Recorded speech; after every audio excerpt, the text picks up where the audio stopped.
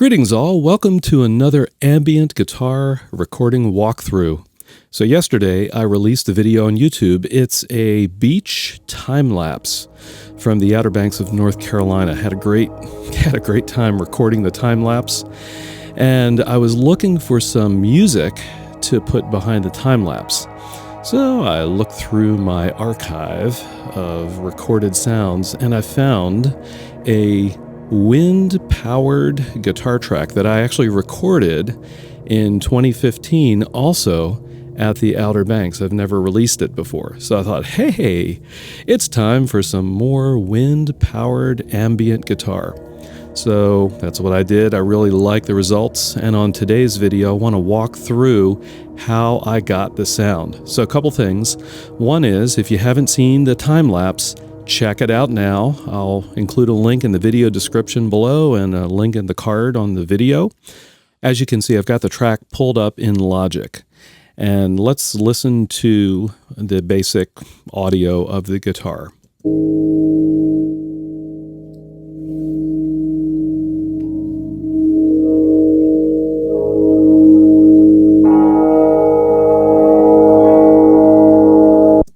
All right, so what I did, again, just to review, is I tuned the guitar to DADGAD, put a capo on it, plugged it into my computer via the audio interface, and stuck it out on the back deck of the beach house on a windy day, and just let the thing go. So as you look at that audio wave file, you're just going to hear, you're just going to see,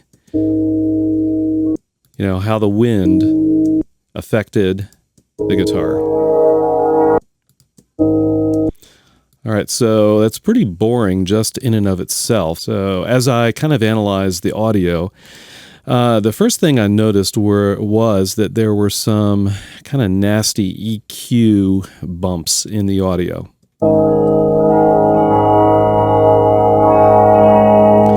So you can hear that's pretty muddy. So the first thing I did, let me pull this up here, is I pulled up the Logic channel EQ, and I identified some problem frequencies.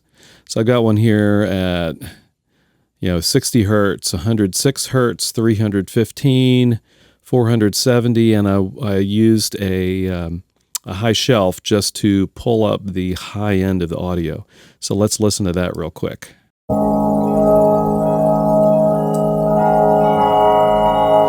Okay, so it's not quite as muddy. Here it is off. Here it is on. The next thing I went to was kind of the pitch of the overall audio. It actually is kind of boring. It's just DADGAD all the way through, so it never really varies. It's not different chord structure, and I was kind of thinking, I'd like some more variation in this. It is 9 minutes long after all. So I came up with the idea of using the Logic pitch shifter. So here it is. And if you've ever used a pitch shifter, whether it's Logic or maybe it's in your maybe you've got different recording software, it's just shifting the pitch of the overall audio. But I wanted to shift it over time, so what I did was I added an automation lane into Logic. And again, if you've got another piece of recording software, there are all kinds of ways to do this, whether you've got Reaper or Pro Tools or whatever it might be. But what you can see here is I created an automation lane for changing the pitch of the audio. So let's check that out. Here's the audio in its default pitch. Okay, and if you look here, I'm going to go up 12 semitones. So let's check that out. Come on, baby. Here we go. Okay, kind of cool, huh? Now let's go down 5 semitones.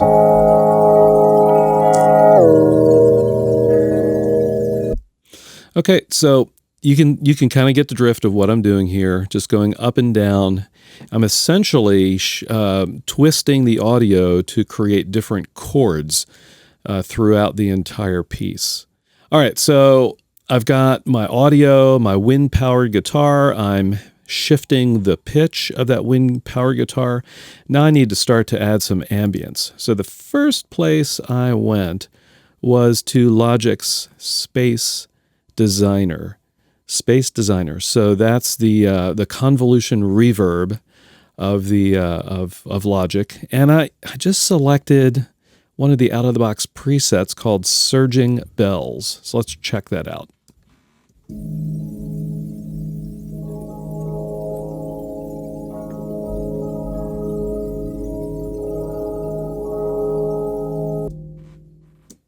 Okay, so you can kind of hear what it's doing. It's adding a kind of a drone in the lower pitch, and listen to it fade out. It's kind of like a low bell kind of sound.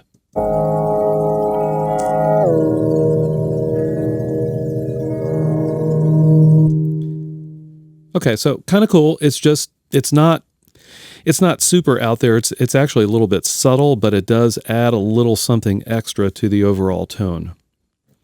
All right, so let me move this over here. So that's the Space Designer. There's my pitch shifter. And now I'm going to move on to the Valhalla Space Modulator. So I did a recent episode on the Valhalla Shimmer Reverb, which is really an awesome reverb plugin. For this particular piece, though, I decided to use the Space Modulator, which is just an out there crazy modulation tool. So I'm actually stacking two different instances of it. So let's listen to each one by itself and hear what's going on. So I don't want to spend too much time on the Space Modulator. You can check it out, go to Valhalla's site. I'll include a link below if you want to check it out. But there are different modulation modes. So I'm using the one called Ocho. And I'm actually kind of using a preset that I just kind of modified a little bit. You can see there's mix, rate, depth, feedback. These are all kind of typical modulation things. There's even a manual offset of the signal, right? Dry versus wet signal. So kind of cool. Let's listen to this instance and hear what it's doing. We'll go right here.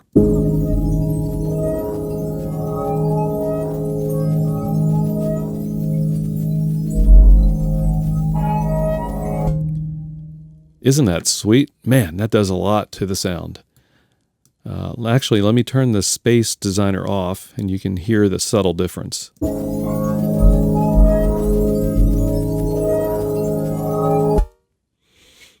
You hear it's pretty subtle. Like it's just that little bell thing underneath. But one of the cool things about the Space Modulator in this configuration is that it's got a really cool kind of sub-octave thing going on that it emphasizes. So again, let me play that.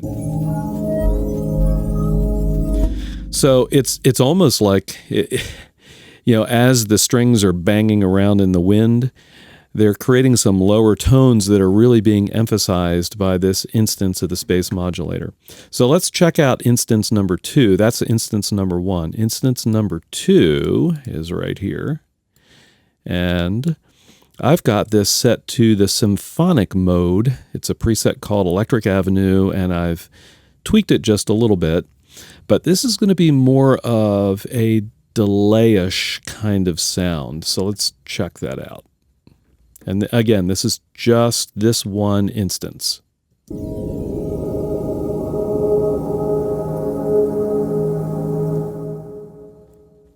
Okay, so that's pretty cool.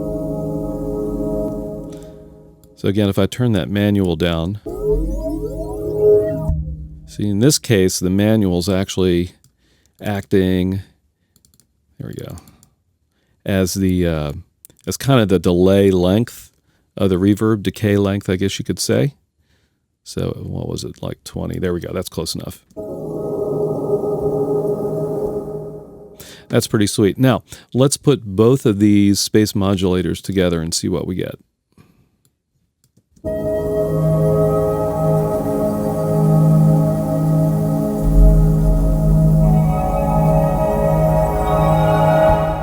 Oh yeah, that's really cool. That's the heart of this particular piece are those two instances of the space modulator. Now, I want to, if you'll bear with me, I want to play this just a few seconds more so you can hear how the pitch changes. So we're at standard pitch here, and we're going to shift down by 5 semitones. And I want you to hear this with the space modulators going. So here we go.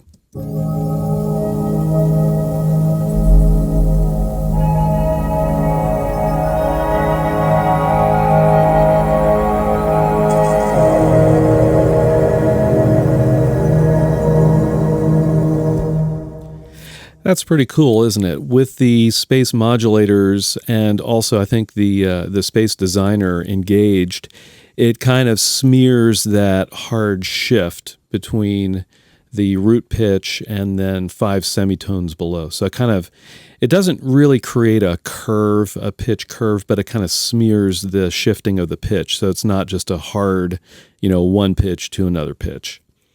All right, so I've got the heart of the sound in place now for the overall piece, and now I want to sweeten it a little bit.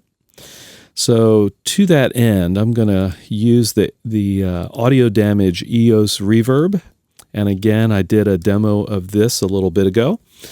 You can check that out, and I've got it set to a 10-second decay. Which, by the way, if you don't have the EOS, you could use another reverb. Just make sure it's one that's got you can create a nice big room with a nice long delay, and you'll be fairly close to this kind of a sound.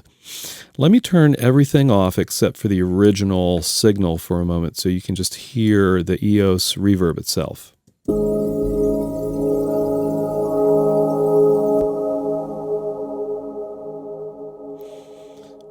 Okay, so I've got it on the Super Hall model, and you can see that there is some modulation going on. This reverb does allow you to do modulation. It's very diffuse.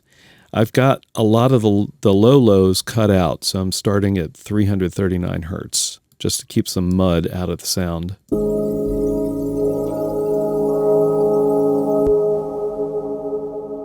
All right, let me go ahead and pull the pitch shifter, space designer, and the space modulators back in. Let's check this out now.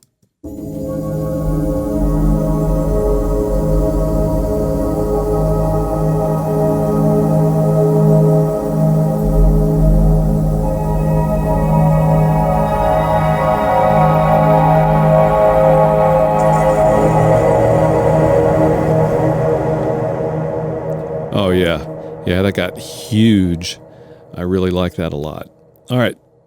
The next thing in terms of sweetening is just to kind of control the dynamics a little bit.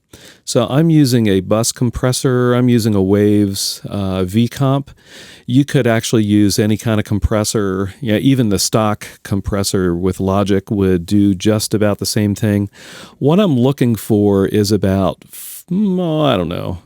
3 to 6 dB of gain reduction in the louder parts. So let's see what happens here. So when I'm playing this, just look at that meter.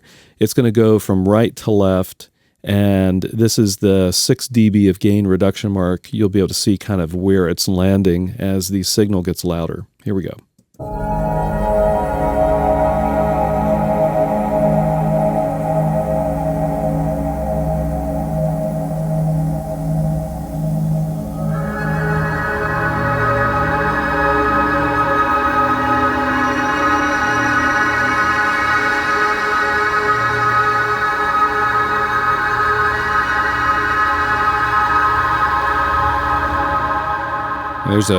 There's a pretty loud portion at the very end.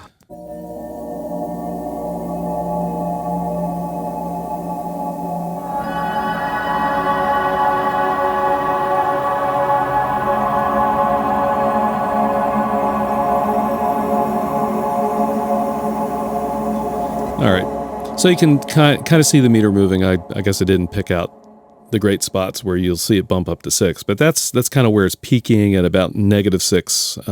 So it's reducing the gain by about 6 decibels in the loud spots. It just smooths the overall dynamics out of the piece.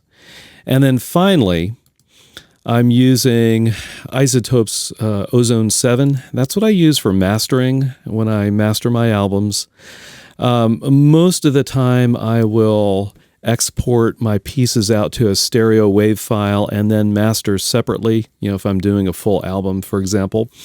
But in this case, I decided just to use Ozone in the main output, the final bus, and do it that way. So just a couple things going on here to note. I've got some additional bus compression going on. So let's turn everything off here. You can hear it. Okay. Got a little bus compression.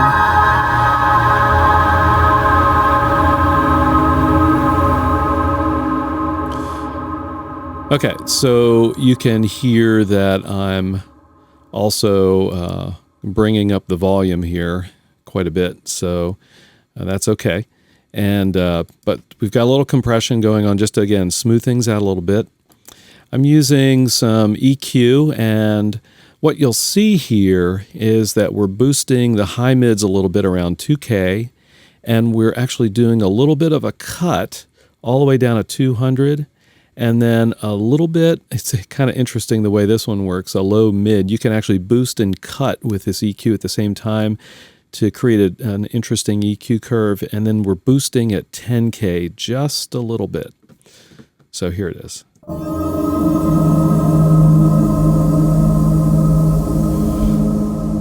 Okay, it's not changing the sound a lot. It's just a very kind of a subtle change. Ozone also has a dynamic EQ. Typically, if you're mastering an album, you wouldn't be doing huge cuts like this. But since this is just one piece, I wanted again to control some of the muddiness.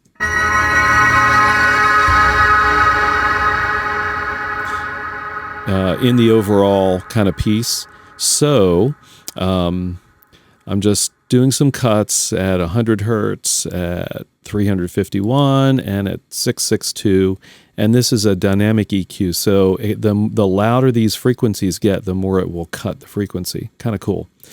And then I love the vintage tape saturation plugin with Ozone, so had to have that.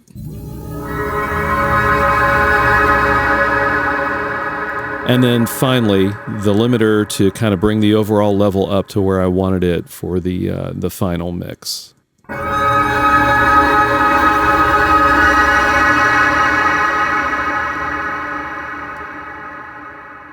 Okay, so that's a fairly brief look at how I created the Round Sea and the Living Air, a beach time-lapse, again, that I posted just yesterday on YouTube. If you haven't already done so, please subscribe to my channel. I've got ambient guitar-related content coming every week. And if you're interested, you can also check out Chords of Orion music. And as always, I'll see all of you on the next video.